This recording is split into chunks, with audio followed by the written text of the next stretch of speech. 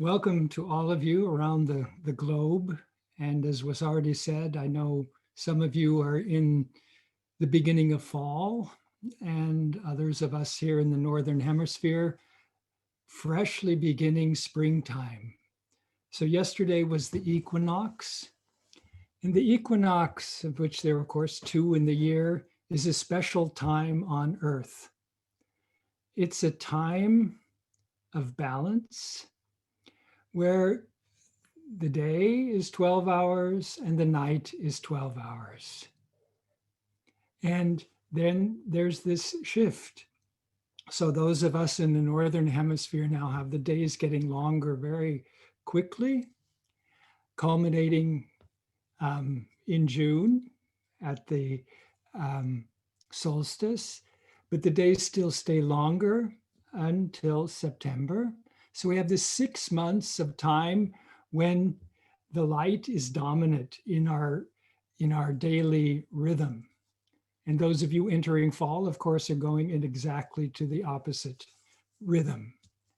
And so spring, from this more, you could say, celestial, cosmic, earth, sun relationship, is this moment of balance, and then the time of this quickening life.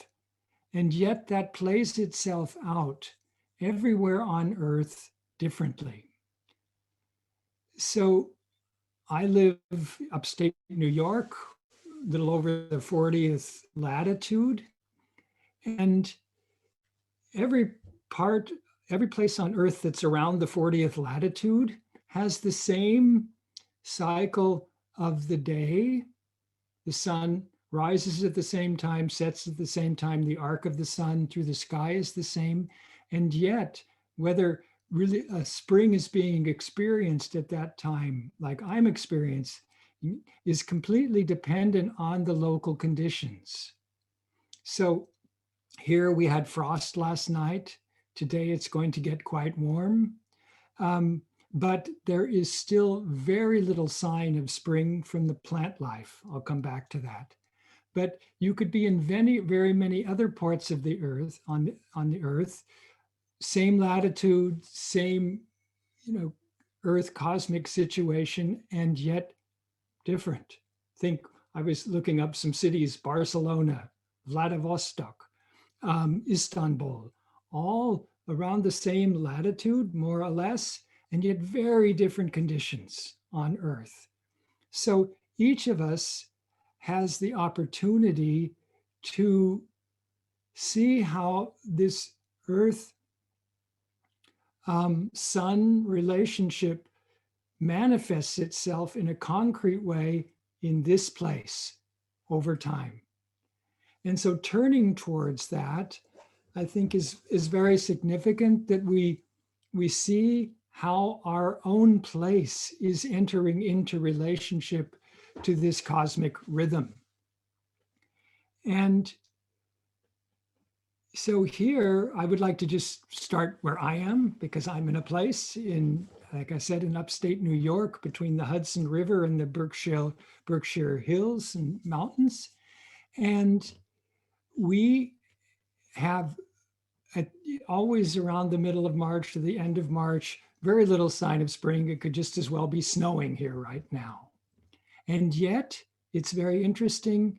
Certain creatures have already begun to show this tendency that we human beings kind of anticipate as more activity in spring, right? This kind of turning to the world.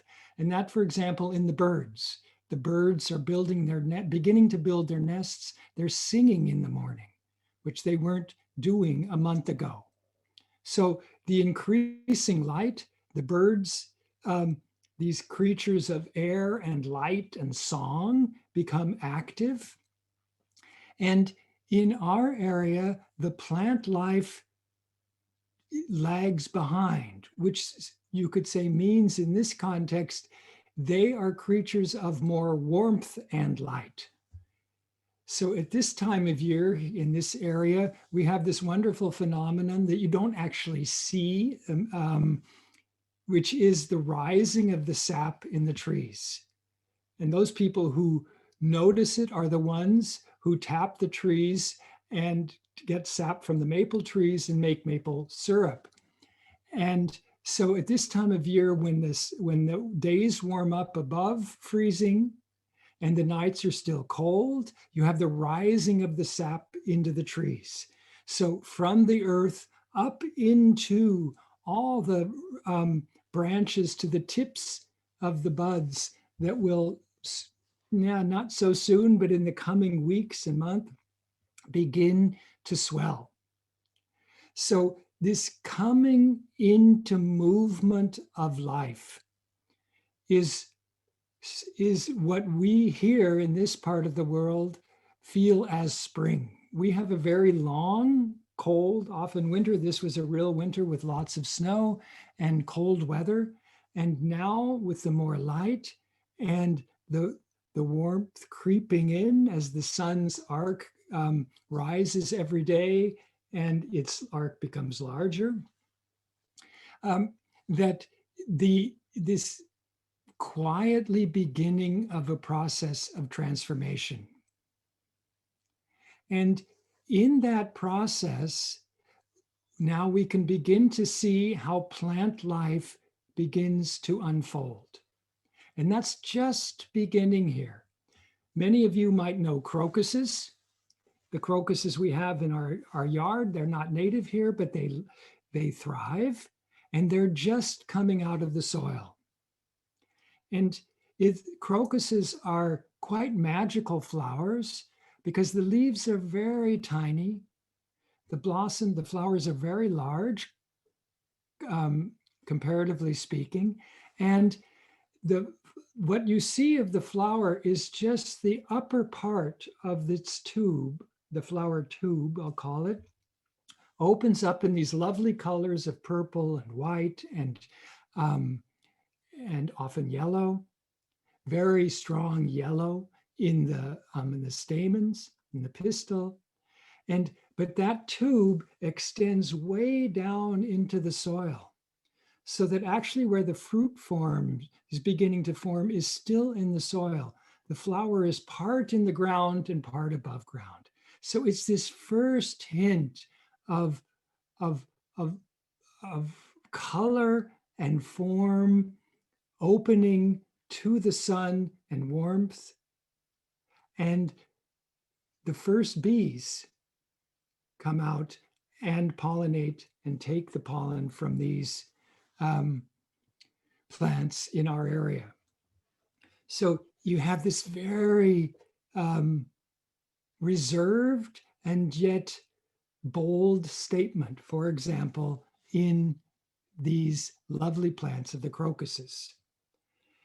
And so if one follows that over time now, and I'll have to wait a while, I'll see other plants coming out of the earth, and mainly where the flower is dominant and the leaves still remain very small. We have one beautiful plant that comes up in the woodlands here, and it's called bloodroot, and it has it comes out in as a bud. You think it's a bud, but what actually it is a leaf that's enclosing the flower. And it's only one leaf. And then that leaf begins to open and the flower comes out, and this gorgeous white 8-petaled flower opens up very close to the ground. And if it rains, for example, those petals just fall off. So it's very short-lived, the flower very short-lived, but a very strong statement. And so you can see how then the earth is quickening and revealing all these qualities in form and color, and staying close to the warming earth at first, and then it moves up. And I'll come back to that in a moment, because interestingly, in our area, we have this unfolding from the ground up, and then we have the budding in the trees a bit later. high up, the swelling, and then the opening mainly of the flower buds first. And these flowers are not the showy ones. They have color, but what they mainly have is they're producing lots of pollen that just flies out into the world, all the oaks and the maples and other trees, and carried into the air. And so in between these two qualities, then you have the unfolding and the developing of springtime. And it becomes ever more, you could say, differentiated in the sense that there is a progression. And I like to follow that in different plant families, for example, how the first plant's coming up with a few leaves and a more dominant flower. Then maybe the plants, come back to the dandelion, right, which has this rosette of leaves and the very bold flower head of the yellow. And then more and more plants will begin to form a main stem. That means now they're moving up towards the sun, into the light and air, and branching and flowering. And so you can begin to follow how the earth itself is going through a transformation in springtime. And that transformation is, as I said, every place different, but wherever it's occurring, whether somewhat earlier in the year for those places, more of a Mediterranean climate where you have the rains in the winter, then you'll have the early spring, those places like us and further north where it comes much later. That in any case, this quality of transformation, and the earliest plants that come out, and the buds of the trees that open into the flower with the flowers and then with the leaves and the stems, those have all been prepared the year before. It's this amazing thing that in the year before, the plant has gone through this transformative process and then pulls back. And pulls back in the sense that it begins to concentrate its life in places where we don't see and others don't see what's going on. And that's the formation of the buds underneath the ground for all the spring plants that come out so quickly, and in all the buds, in all the trees and bushes, that is forming in the late summer and then into fall when the leaves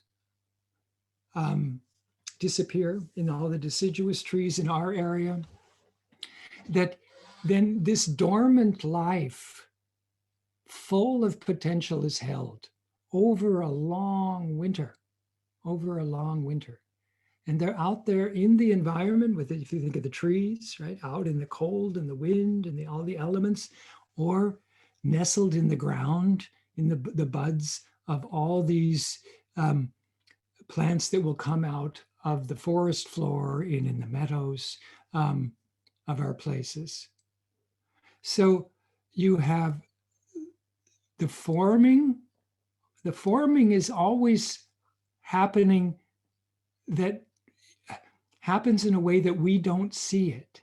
What we see then is the unfolding, and then the unfolding over time in an individual plant, and an unfolding over time in the plants in a particular environment. And so what we can do as human beings is, on the one hand, to participate in that process actively, to see it, to smell it, to feel it, to become aware of the fact that life is showing itself to me in manifestations, but it's up to me to inwardly participate in that process if I want to get closer to it. I can't just look at it from a distance and say, well, that's that, and that's doing that. one has to, well, one doesn't have to do anything. One is able to enter into the growth processes, the transformation processes, the qualities of all these colors and forms, this incredible beauty, harmony, connectedness with a place. We can enter into that with our perceptions, but then we can, in our imagination, connect the sort of the snapshots that we actually perceive into a continuity that corresponds to what the plant is growing through.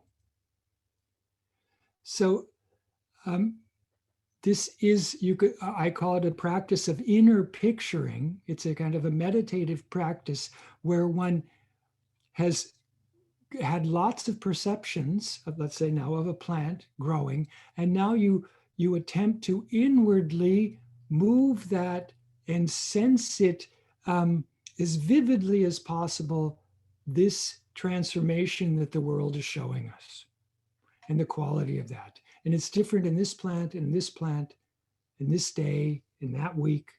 But to come ourselves into movement, I think that's what life is offering us in springtime.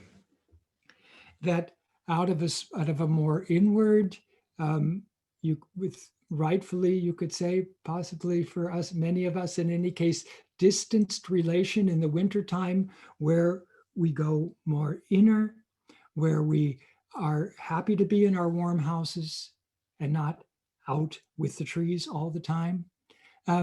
That we then, towards the spring, with the warmth and the light, we go out, the world is unfolding through the plant life, and participate actively in that as human beings. And for me, that has at least, two important qualities.